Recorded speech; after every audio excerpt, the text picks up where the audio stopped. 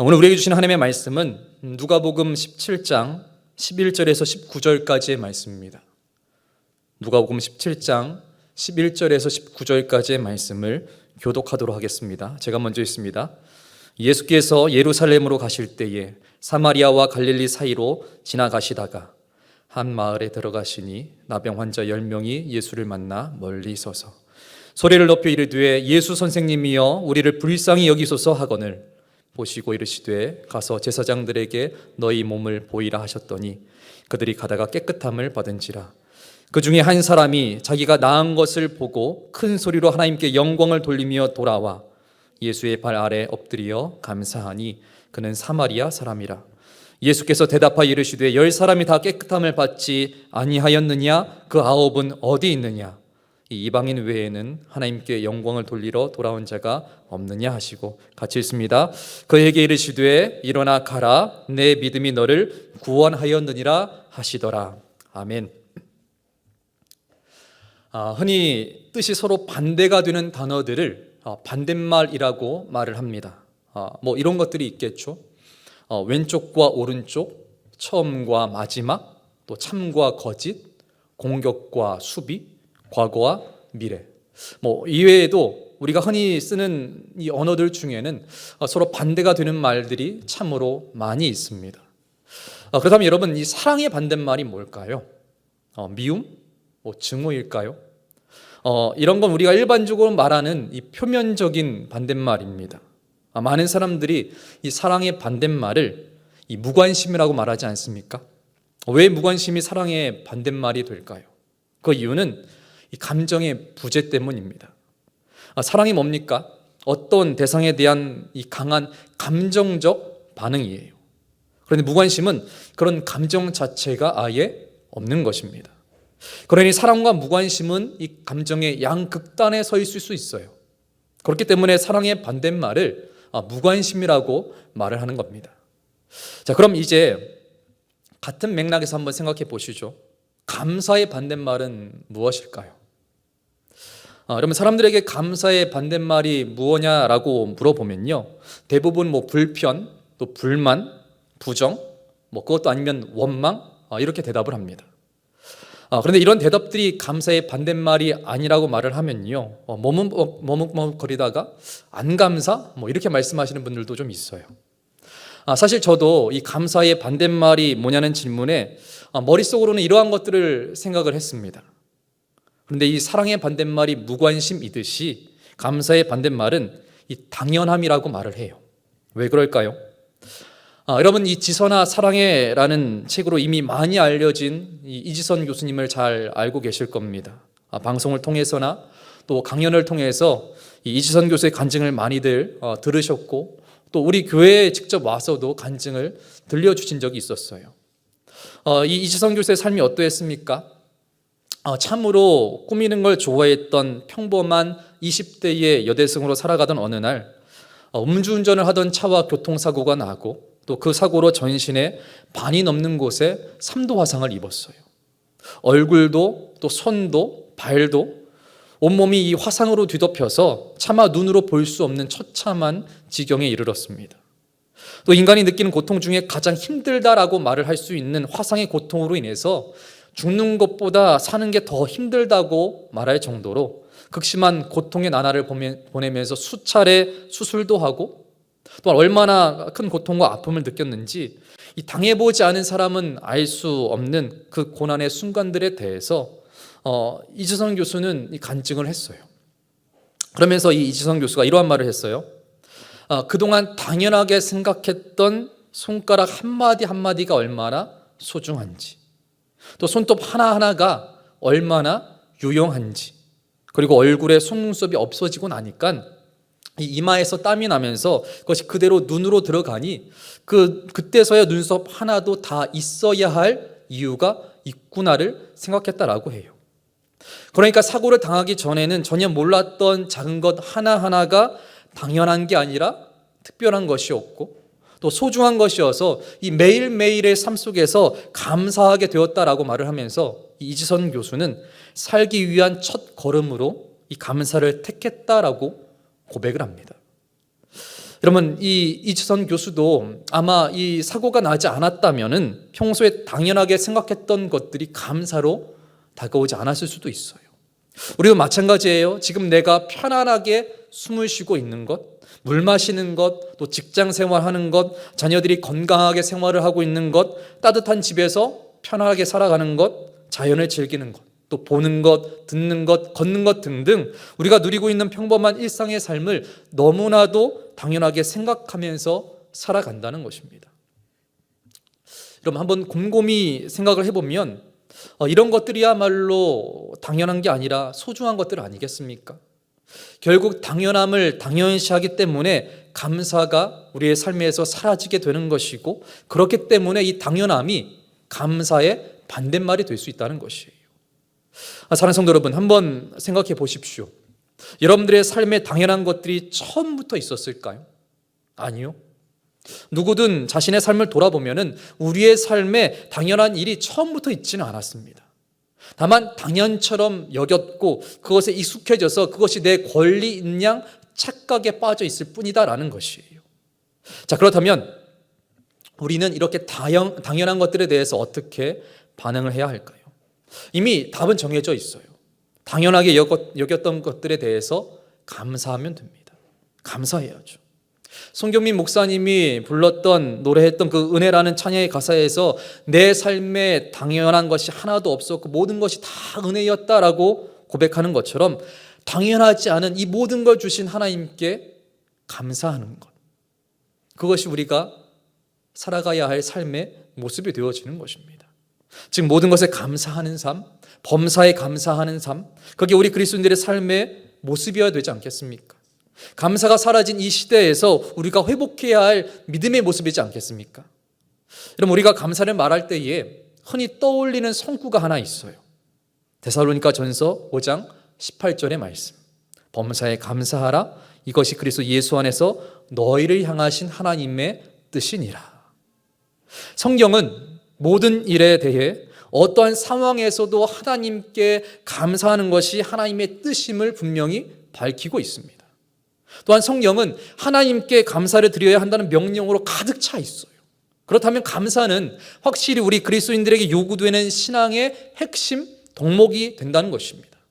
그러니까 하나님께서는 우리 모두에게 감사하라고 명령하셨을 뿐만 아니라 감사하라는 그 명령에 순종해서 우리의 삶 속에서 경험되어지는 모든 것들에 대해서 감사로 반응을 하라라고 요구하고 계신다는 것이에요. 하지만 이런 믿음의 경지에 이른 사람들이 많이 있지는 않는 것 같습니다.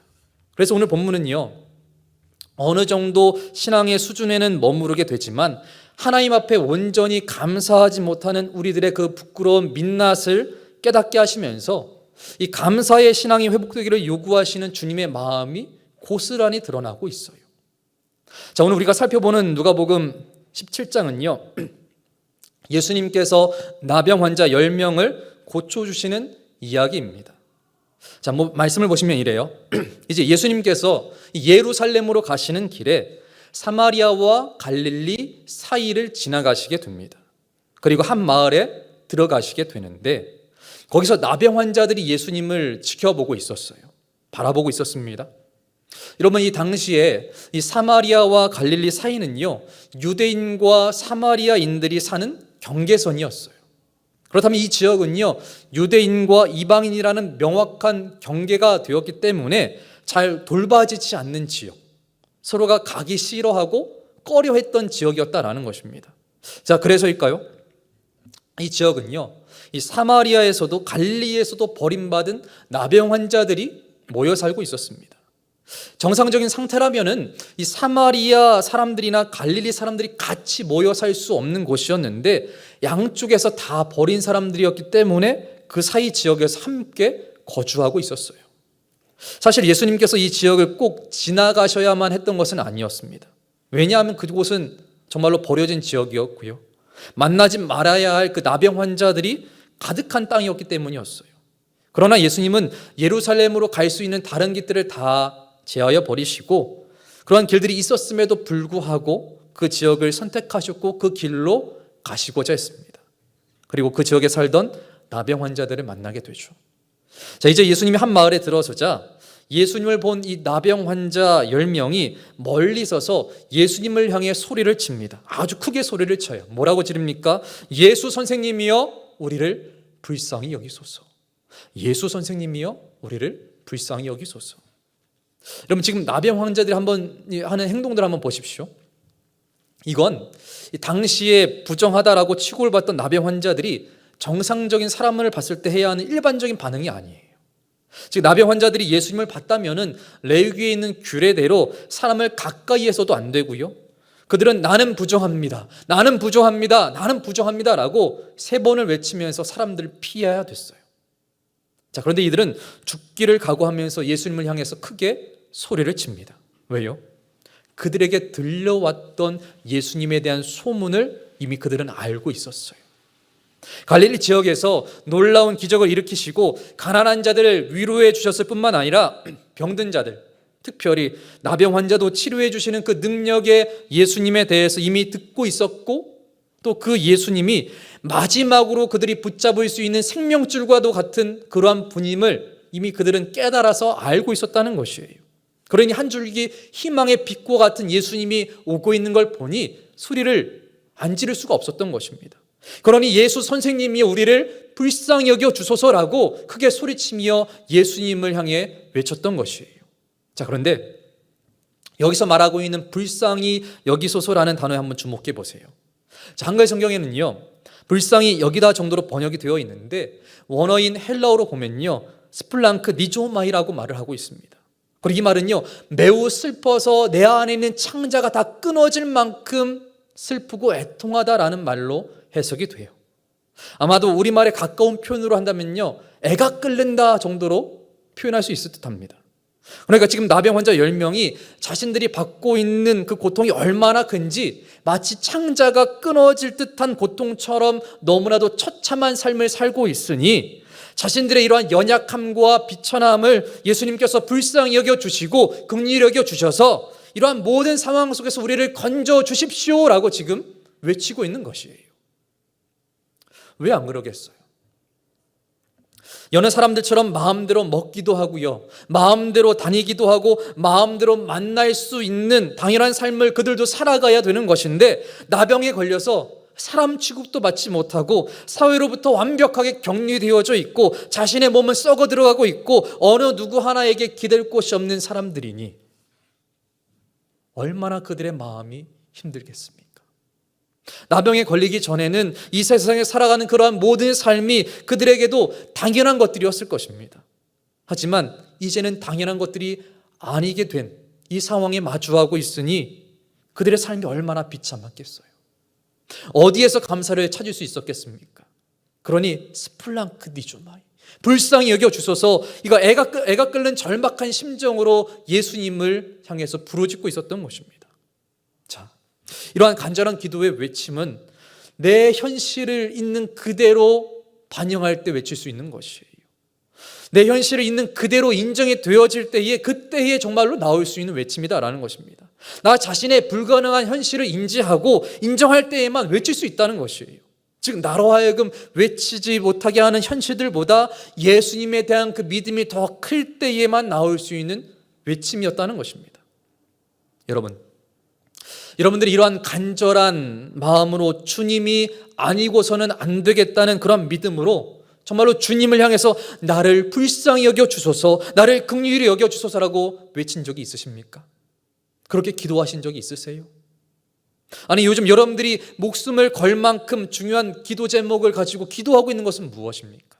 내 전부를 걸고 하나님 앞에 기도할 제목이 여러분들에게 무엇입니까? 하나님, 다른 것은 다 안 주셔도 됩니다, 이것 하나면 내가 만족하겠습니다라고 하나님을 향해서 부르짖고 있는 것은 무엇이세요? 우리의 신앙에 있어서 이러한 기도 회복이 내 안에서부터 회복이 되어져야 우리가 예수님을 만날 수 있는 것입니다. 따지고 보면 육신의 정욕이요, 안목의 정욕이요, 이생의 자랑이 되고 마는 그러한 기도의 제목이 아니라 내 전부를 걸어서 하나님의 은혜를 구할 수 있는 그러한 기도가 예수님을 만나게 하는 것이고요, 그런 기도를 통해서 우리의 삶이 회복되어지는 길이 되어진다는 것이에요. 그리할 때 하나님께서 우리의 기도를 들어주시고 그것을 통해서 우리의 삶의 변화와 축복이 되어지는 역사를 우리가 경험할 수 있게 되어진다는 것입니다. 사랑하는 성도 여러분, 나병 환자들이 소리를 높여 절규하듯 예수님을 향해 외친 건 결국은 예수님에 대한 믿음의 반응이에요. 한마디로 하나님의 긍휼을 구하는 그 기도의 믿음, 그러한 신앙의 단계에서 그들은 최선을 다했다는 것입니다. 결국 이들이 예수님을 향해서 믿음으로 반응하며 외친 그 절규에 가까운 그 이들의 소리에 예수님은 결국 외면하지 않으셨어요. 그들을 보시게 됩니다. 그리고 오늘 본문 14절을 보시면요, 예수님께서 멀리서 이들에게 두 가지를 명령하고 계세요. 하나는 가라, 그리고 제사장에게 보여라. 자, 이 말을 듣고 있던 나병 환자들은 솔직히 갈등이 있었을 것입니다. 그동안 자신들이 들었던 소문의 예수님은요, 그 자리에서 직접적으로 손을 대서 고쳐주시거나 또 그 자리에서 뭔가 행위를 통해서 병을 고쳐주시는 기적을 베풀어 주셨던 분이셨어요. 하지만 지금의 방은 좀 다르지 않습니까? 자신들에게로 다가오지도 않으셨어요. 만져주시지도 않습니다. 멀리 서서 하시는 말이 뭐예요? 제사장들에게 가서 너희 몸을 보여라, 이 명령을 하고 계십니다. 당시 이 나병이 이 완치가 되었다는 판정을 받는 것은요, 제사장으로부터 받아야 할 일이었기 때문에 예수님께서 제사장을 찾아가라고 말씀하신 이 말씀의 뉘앙스가 뭔지는 그들이 알고는 있었을 것이에요. 하지만 여전히 그들의 몸은 그대로였습니다.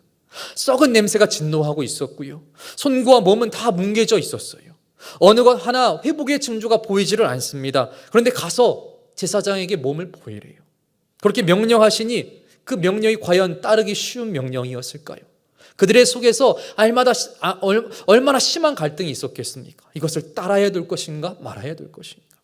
하지만 이러한 갈등도 잠시 예수님께서 말씀하신 가라, 그리고 제사장에게 몸을 보여라 라는 그 말씀에 이 10명의 나병 환자들은 온전히 순종하게 됩니다. 그대로 따르게 돼요.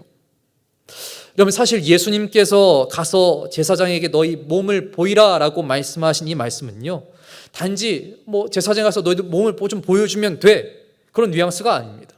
이미 그들에게 치유가 일어났음을 선포해 주셨던 것이에요. 그러나 10명의 환자들은요, 이러한 예수님의 선포를 다 알지는 못했습니다. 그렇지만 말씀에 그대로 순종을 했어요. 그리고 예수님의 말씀에 따라 제사장에게로 가는 도중에 그들의 몸에 변화가 일어났습니다. 예수님께서 말씀하셨던 그 시점에는 낫지 않았지만 말씀에 순종해서 가는 도중에 그들이 깨끗하게 변했다는 것이에요. 여러분, 이 나병은요, 몸에 감각이 없어지는 병입니다. 근데 이 10명은요, 제사장에 가는 그 도중에 무감각했던 그 온몸이 뭔가 변하는 그런 느낌을 받았을 것이에요. 곳곳에서 흘렀던 그 악성 고름들이 마르고 함몰되어 있던 그 썩은 살들이 새 살이 되어지는 기적을 그들의 눈으로 똑똑히 봤을 것이고요, 직접 몸으로 경험을 하게 됩니다. 아마도 예수님은요, 자신을 향해서 간절하게 부르짖는 이 10명의 나병 환자가 가지고 있었던 그 믿음에 대해서 말씀을 통해서 명령하시면 그들의 기도가 말씀의 순종으로까지 이어지는 것을 보고 싶어 하셨던 것 같아요. 그러니 그 자리에서 어떠한 행위를 통해서 낫게 하지 않으시고 말씀으로 명령하셨던 것입니다.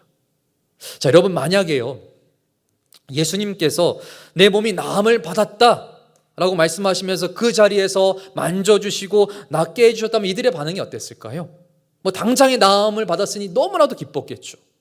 역시 예수님이구나, 정말로 소문으로 듣던 그 예수님이 맞구나, 기적을 일으키시는 분이구나를 생각했을 것입니다. 하지만 그 정도에서 좋아하며 그 정도로만 예수님을 인정했을 것이에요. 아마도 예수님의 그 말씀의 권위에 순종으로 이어지는 그 단계까지는 그들이 가지 않았을 수 있습니다. 여러분, 우리 인간의 습성 중에 하나는요, 뭔가 증거를 통해서 확인하고 나서 믿으려는 습성이 있습니다. 그래서 우리의 삶의 기본적인 틀은요, 보이는 것에 따라 움직여요. 보이지 않으면 그것을 기대하거나 행동하려고 하지 않습니다. 그러니까 내 눈에 확인이 돼야 믿고 그때서야 따르는 게 인간의 습성이에요. 하지만 하나님의 말씀은요, 믿는 그 자체가 증거가 됩니다. 고린도후서 5장 7절은 이렇게 말씀해요. 이는 우리가 믿음으로 행하고 보는 것으로 행하지 아니함이로라. 분명히 말씀하고 있습니다. 또한 히브리서 11장 1절 이렇게 말씀하죠. 믿음은 바라는 것들의 실상이요 보이지 않는 것들의 증거니. 즉 믿음 자체가 보지 못하는 것의 증거라는 것이에요. 결국 이러한 말씀들과 같이 10명의 이 나병 환자들은 예수님의 말씀 믿고 그대로 따랐습니다. 순종했다는 것이에요. 그러자 결과는요, 길을 가다가 그들의 몸이 깨끗함을 받게 됩니다. 완벽하게 나았어요.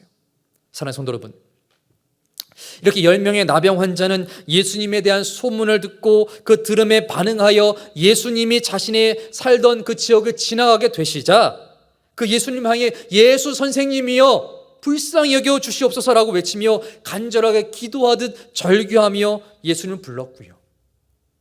그러한 나병 환자를 불쌍히 여기신 주님께서 가서 제사장에게 너 이 몸을 보여라 라는 이 명령에 그대로 순종을 하자 그들의 평생의 소원, 나병이 낫게 되는 놀라운 기적을 경험하게 되었다는 것입니다. 자, 여기까지는요 10명의 삶이 다 동일해요? 똑같습니다. 근데 이제부터 달라져요. 지금부터가 중요합니다. 15절과 16절 한번 보십시오. 그 중에 한 사람이 자기가 나은 것을 보고 큰 소리로 하나님께 영광을 돌리며 돌아와 예수의 발 아래에 엎드려 감사하니 그는 사마리아 사람이라 라고 말씀하고 있습니다. 자, 예수님께서 베푸신 기적, 사는 것보다 죽는 게 더 나을 정도로 처절한 고통을 주었던 그 나병이 낫게 되는 기적을 지금 10명 모두가 경험을 했어요. 아마도 자신들의 병이 낫게 되자 그들은 너무나도 기뻤겠죠. 서로 돌아보면서 축하도 해주고 얼싸안고 기뻐했을 것이에요. 그런데 그 중에 예수님께 돌아와 감사한 사람은요 단 한 명이었습니다. 한순간에 1대 9로, 즉 감사함으로 돌아온 한 명과 그렇지 않은 9으로 갈라져 버렸어요. 여러분, 예수님께로 돌아온 한 사람, 즉 이 사마리아인이 보였던 행동을 한번 보십시오. 먼저 우리가 가장 먼저 주목해야 할 이 한 사람의 행동은요, 감사의 단어에서 찾을 수 있습니다. 감사했다는 것이에요. 즉 자신의 몸이 정상으로 판정을 받기보다 예수님께 감사하는 것이 먼저임을 알고 있었어요. 한마디로 감사의 신앙으로 그가 반응을 했다는 것입니다. 자, 여기서 감사였다는 말은요, 헬라어 원어로 보면요 유카리스톤인데 성경에서는 주로 하나님께서 베풀어 주신 그 은총에 대한 감사를 표현할 때 쓰였던 단어였어요. 그리고 이 말은요 그냥 말로만 하는 감사가 아니라 정중하게 살해를 했다는 뜻입니다. 그래서 옛날 개역 한글 성경을 보시면요 이 구절이요 예수님의 발 아래에 엎드려 살해하니라고 기록되어져 있어요. 그러니까 너무나도 감사해서 내가 살해하지 않으면 안 될 정도로 그만큼의 진정한 감사가 그 마음 가운데 있었다는 것이에요. 사랑하는 성도 여러분, 단 한 명만 돌아와서 감사했다는 것은 이 감사가 흔한 일이 아니라는 것을 보여준 것 같습니다. 감사하지 않는 것이 일반적이다라는 것이죠. 사람의 본성은요 감사하는 것보다 감사하지 않는 쪽에 더 가깝습니다. 왜죠? 제가 설교 처음에 말씀드렸듯이 당연하게 생각하기 때문이에요. 그래서 은혜를 많이 받으면 많이 감사할 것 같은데 실제로 그렇지는 않습니다. 이 사마리아 사람, 즉 돌아온 한 사람은 자신의 나병이 나은 것에 대한 감사가 당연함이 아니었다는 거예요. 그러니 감사함의 신앙으로 반응한 것 아니겠습니까? 여러분, 이 사마리아 사람이 감사함의 신앙이 생기니까 어떻게 행동하며 반응했어요? 예수님께로 돌아왔어요. 그리고 그 돌아옴은요 영원히 변치 않는 그 구원을 주시는 예수님과 관계를 맺는 그 축복의 첫 걸음이 되게 되었습니다. 생각해 보십시오. 이 돌아온 한 사람도 하고 싶은 일들이 얼마나 많았겠어요. 제사장에게 가서 빨리 이 나음을 받았다라는 증표를 받고 싶어 했을 것이고요, 그동안 못 만났던 가족들도 만나고 친구들도 만나고 싶어 했을 것입니다. 근데 이 모든 것을 뒤로 하고 어떻게 했어요? 예수님께로 그 발길을 돌렸습니다. 예수님께로 돌아왔다는 것이에요. 자신을 깨끗하게 해주신 그 예수 그리스도께로 다시 돌아와서 그 벅찬 감격과 치유의 기쁨 그리고 그 감사의 은혜에 대해서 예수님을 뵙고 표현하는 것이 그의 삶에서 우선순위였다는 것입니다. 그게 더 중요했고 그게 더 먼저라고 생각하고 있었다는 것이에요. 그렇다면 나머지 9명은요? 예수님께서 17절 이하에서 그 9은 어디 있느냐라고 물으시면서 이 이방인 외에는 하나님께 영광을 돌리러 돌아온 자가 없느냐라고 탄식하셨어요. 여러분, 이 9명은 나음받는 게 기쁘지 않아서 돌아오지 않았던 것일까요? 자신들이 나음받았던 게 정말로 기쁘지 않았던 것일까요? 아니요. 이들도 돌아온 한 사람과 마찬가지로 동일하게 기뻐했을 것입니다. 사회적으로 고립되어 있었던 그 서러움에서 벗어나는 그날, 가족과 떨어져서 볼 수 없었던 그 그리움을 회복하는 그날, 육체의 고통과 냄새와 썩어짐과 죽음에 대한 그 공포로부터 완벽하게 회복되어지는 그날, 이제 가족의 품으로 돌아가게 되었고 이제 예전의 삶을 회복하게 되었으니 그 기쁨을 어떻게 말로 표현할 수 있었겠어요? 그런데 이들은요, 그 기쁨에 취해서 예수님을 잊어버립니다. 돌아올 생각을 아예 하지는 않았다는 것이에요. 어느 학자는 이렇게 말했어요.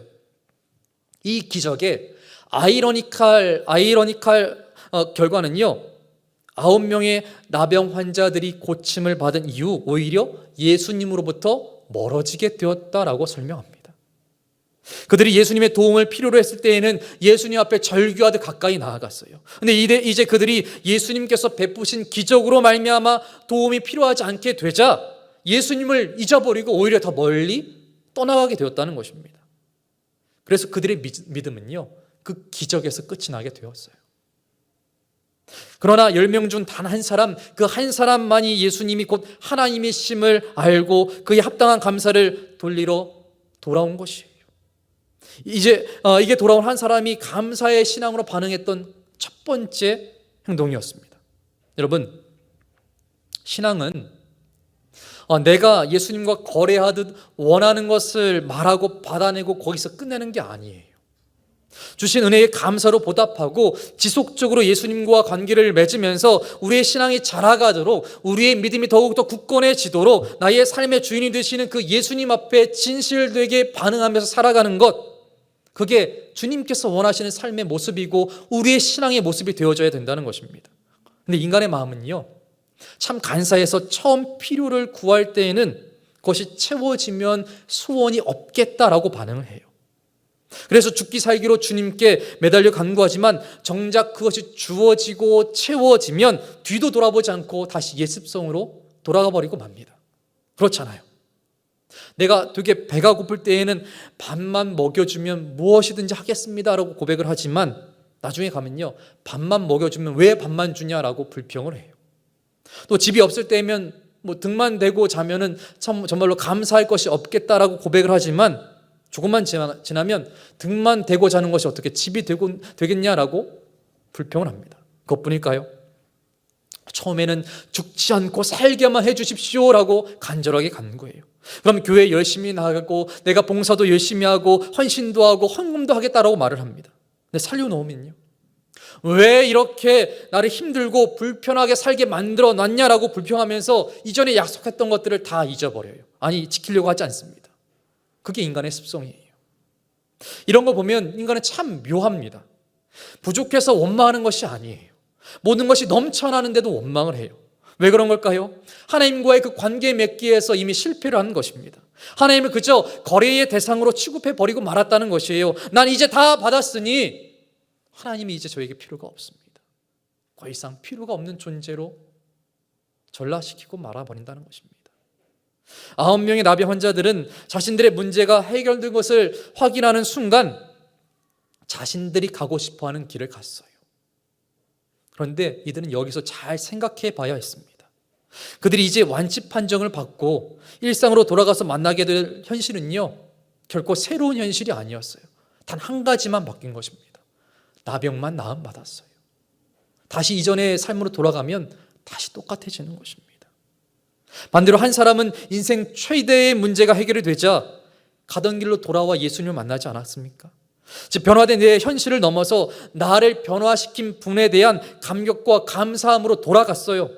회복을 통해서 자신의 참 주인이 되신 예수님을 알게 되었고 그분과 영적인 관계를 맺음으로 은혜를 맺게 됨으로 말미암아 지금까지 한 번도 살아보지 않았던 구원받은 이후의 삶을 그가 소유하게 됩니다. 놀라운 축복을 받게 되었다는 것이에요.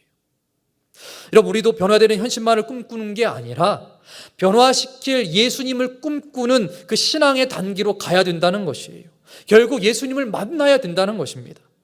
자, 그렇다면 이 돌아온 한 사람의 다음 반응은 무엇이었을까요? 그는 큰 소리로 하나님께 영광을 돌리면서 돌아왔어요. 자, 오늘 본문에서는요, 이 소리를 지르는 상황이 두 번의 상황으로 기록되어져 있습니다. 하나는 13절에 소리를 높여 이르되라는 말이에요.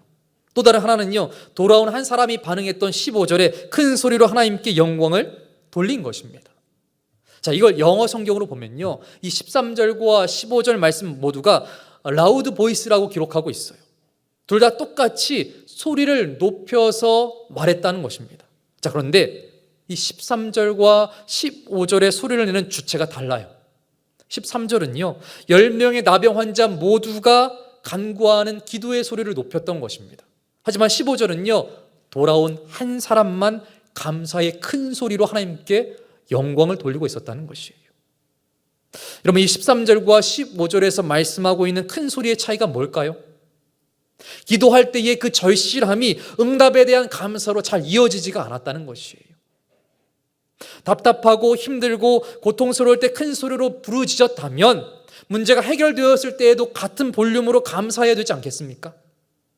기도의 볼륨과 이 감사의 볼륨이 같아야 하잖아요.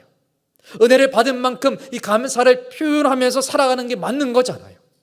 그런데 답답할 때 기도했던 그 볼륨과 해결받았을 때의 그 감사하는 볼륨의 크기가 같았던 사람은요, 단 한 사람밖에 없었어요. 이런 면에서 본다면요, 성도들이 어려운 일을 겪을 때에 그 기도 부탁을 하고 함께 기도하지만 그 결과에 대해서는 별로 이야기하지 않는 것 같습니다. 사실 우리들에게 더 중요하고 필요한 것은 부르짖어서 기도하는 것도 중요하겠지만 그 기도에 대해서 말씀하시고 응답하시는 그 하나님의 응답, 또한 그것에 감사로 표현하는 것 아니겠습니까?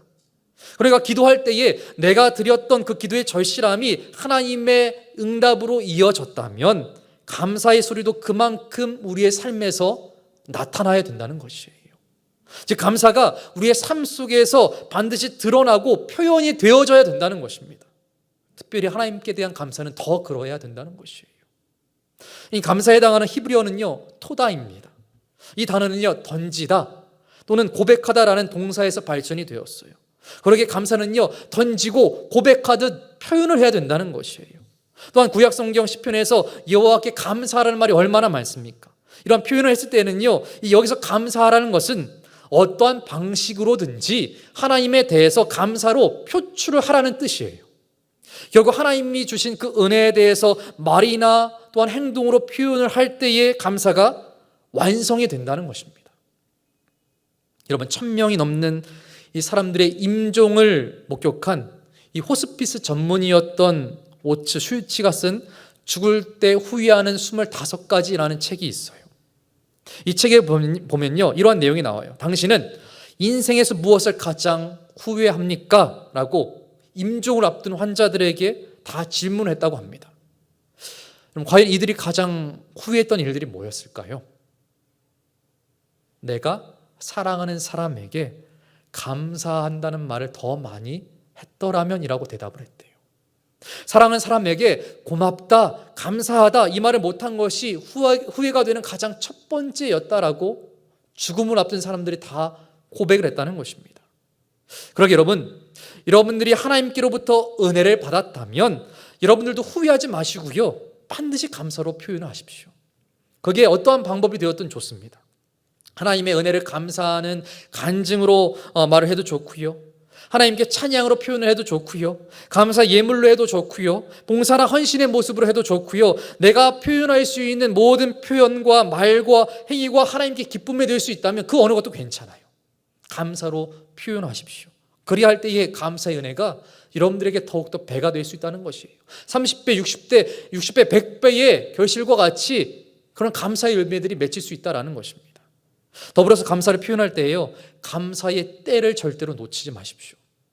여러분, 감사를 미루면요, 사단이 그 틈을 공격하게 되어 있습니다. 어떻게 해요? 은혜를 잊어버리게 하고요, 자신의 능력으로 되었다라고 착각하게 만들고요, 그렇게 할 필요까지 있을까를 생각하게 만들어요. 그러기에요, 감사는요, 서둘러서 해도 절대로 문제가 되지 않습니다. 아니, 도리어 서둘러야 되고요, 즉시로 해야 돼요. 오늘 본문에 나타난 이 한 사람의 이 사마리안처럼요. 그럼 여러분, 이 감사의 때를 놓치면요, 그 감사의 감격이 절대로 오래 갈 수 없다는 걸 잊지 마시길 바랍니다. 자, 이제 돌아온 한 사람이 보인 마지막 반응은요, 예수님의 발 앞에 엎드렸다는 것이에요. 여러분, 누군가의 발 아래에 엎드린다는 것은요, 그분의 존재를 인정한다는 것입니다. 그리고 예수님의 발 앞에 엎드린다는 것은요, 뭔가 굴욕을 당하는 것이 아니라 영광이 되는 것이고요, 기쁨이 되는 것이고요, 참된 가치가 되는 것이에요. 즉, 예수님의 신적인 권위를 인정했다는 것이고, 경배받아야 할 한 분일 뿐만 아니라 자신에게 구원을 가져다줄 유일한 분임을 고백하는 행위를 이 돌아온 한 사람이 했다는 것이에요. 여러분, 믿음이란 하나님에 대한 눈뜸입니다. 이 한 사람은 병이 나았다는 사실에 집중하기보다 이 나병을 낫게 해주신 예수님에 대한 관심이 생겼고요, 그 예수님이 경배해야 할 대상임을 깨닫게 되었어요. 즉, 믿음으로 눈이 열려서 감사로 반응했을 뿐만 아니라 그 감사가 구원을 주실 예수님께로 향하여서 온전히 예배하며 경배함으로 믿음의 가치를 그가 증명해 보였다는 것입니다. 여러분, 이 모든 게 한 사람의 감사로부터 시작된 행동들이었어요. 그리고 이에 대해서 예수님께서는 이 사람에게 정말로 보물과도 같은 말씀하지 않으십니까? 19절이에요. 그에게 이르시되 일어나 가라, 내 믿음이 너를 구원하였느니라 하시더라. 그의 믿음이 얼마나 대단했기에 이렇게까지 칭찬하시면서 놀라운 축복으로 예수님께서 말씀하셨을까? 여기서 말하는 구원은요, 육체적으로 병이 나은 것만이 아니고 영적으로 생명의 주님과 영원히 연결되어지는 구원을 말하는 것이에요. 즉, 주님과의 인격적인 관계를 맺고 영생을 누릴 수 있는 축복을 선언받았다라는 것입니다. 여러분, 이게 얼마나 큰 축복이에요. 그 9명은 누리지 못했습니다. 여러분, 이 나병 환자가 한 일이 무엇이죠? 죽음을 각오하고 예수님 앞으로 나왔어요. 예수님이 반드시 고쳐줄 것을 믿고 간절하게 외쳤습니다. 또한 가라는 그 말씀에 두말하지 않고 즉시 순종을 했어요. 또한 가다가 나음받은 것을 보고 다시 돌아와서 하나님께 영광을 돌리면서 주님의 발 아래 엎드려 감사를 표현했습니다. 사실 돌아온 이 한 사람이 했던 행동들을 보면요, 굉장히 단순해요. 너무나도 심플합니다.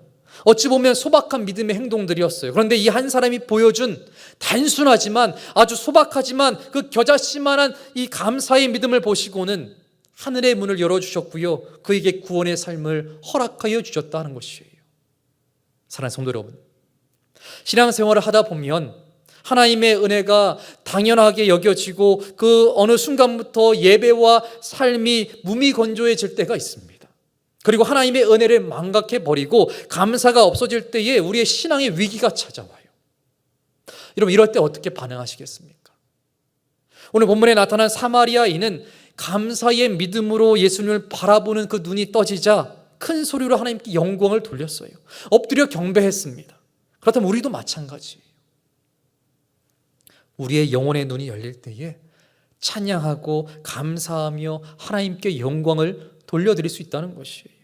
오늘 본문은요, 뭐 유대인이냐 사마리아인이냐 이것을 묻지 않고 있습니다. 몇 년의 신앙생활을 했느냐, 어떠한 직분을 가지고 있었느냐를 절대로 묻고 있지 않아요. 딱 한 가지, 감사하고 있느냐를 묻고 있다는 것입니다. 왜냐하면요, 감사는 구원받은 하나님의 자녀임을 드러내는 증거가 되기 때문입니다. 그러게 여러분, 나의 삶에 일어나는 일들 또한 주어진 것들을 통하여서 감사의 눈을 뜰 수 있기를 주님의 이름으로 축원합니다. 하나님이 주신 감사를 통해서 믿음으로 반응하시기를 소망하실 부탁을 드려요. 탈무드에 이러한 말이 있습니다. 세상에서 가장 현명한 사람은 배우는 사람이고, 가장 강한 사람은 자신을 이기는 사람이며, 가장 행복한 사람은 항상 감사하는 사람이다. 그리고 감사란 주어지는 것이 아니라 자신이 발견하는 것이다. 물론 하나님께서 우리에게 확실하게 눈에 보이는 축복이나 은혜를 베풀어 주시면 그 자체가 눈에 보이는 것이기 때문에 감사할 수 있어요. 하지만 이러한 부분들은 우리에게 매일같이 일어나는 일이 아닙니다. 그렇다면 감사를 우리가 찾아야죠. 당연하지 않은 것들을 당연하게 여기면서 살고 있지 않은지를 내가 점검하면서 그 안에서 감사할 거리들을 찾아야죠. 사소하고 작은 일이지만 그 안에 하나님의 은총이 있다는 것을 내가 알고 감사를 찾아내야죠. 요즘도 하고 있지는 모르겠지만 옛날에 초등학교 시절에 소풍을 가면요, 빠지지 않는 것이 꼭 있었습니다. 보물찾기예요. 선생님들이 학생들 몰래에 이 보물을 여기저기에 다 숨겨놓습니다. 그런데 보물은 잘 눈에 띄지가 않아요. 찾기 힘든 곳에 보물을 숨겨놓습니다. 또한 학생들 수만 다 숨겨놓지도 않아요. 그래서 학생들은요, 보물을 열심히 찾아야 됩니다. 그래야 그 보물을 발견할 수 있어요. 이런 점에서 우리의 삶 속에서 감사를 찾는 것도요, 이 보물찾기와 참 비슷한 것 같습니다. 우리가 찾으려 하지 않으면 발견할 수가 없어요. 하지만 일반 보물찾기와 감사 보물찾기가 다른 것이 있습니다. 감사함을 찾는 이 보물찾기는요, 조금만 생각하면 충분히 찾아낼 수가 있다는 것이에요. 여러분, 감사란 내게 없는 것을 찾는 것이 아닙니다. 내게 있는 것 중에 찾아내는 것이에요. 내게 주어지지 않는 것을 찾는 것이 아니라 내게 이미 주어진 것들 속에서 찾는 것입니다. 그리고 그 모든 것이 하나님께로부터 왔음을 고백하며 주님 앞에 엎드려서 겸손하게 나아가는 것이 하나님의 은혜를 정말로 은혜로 아는 자들, 하나님께서 주신 감사를 아는 자들로 해야 하는 그 신앙 고백이 되어진다라는 것이에요. 그러게 여러분, 감사할 줄 모르는 사람은 아무리 은혜를 받아도 하나님을 영화롭게 할 수 없습니다. 그러나 감사하는 사람은 우리가 당연하게 누리고 있다고 생각하는 일들에 대해서도 하나님의 은혜라고 생각을 하며 감사로 반응하고 감사로 표현하게 되어 있어요. 그러면 여러분, 감사하는 믿음을 가지십시오. 매일매일의 삶 속에서 감사의 제목들을 찾아내십시오.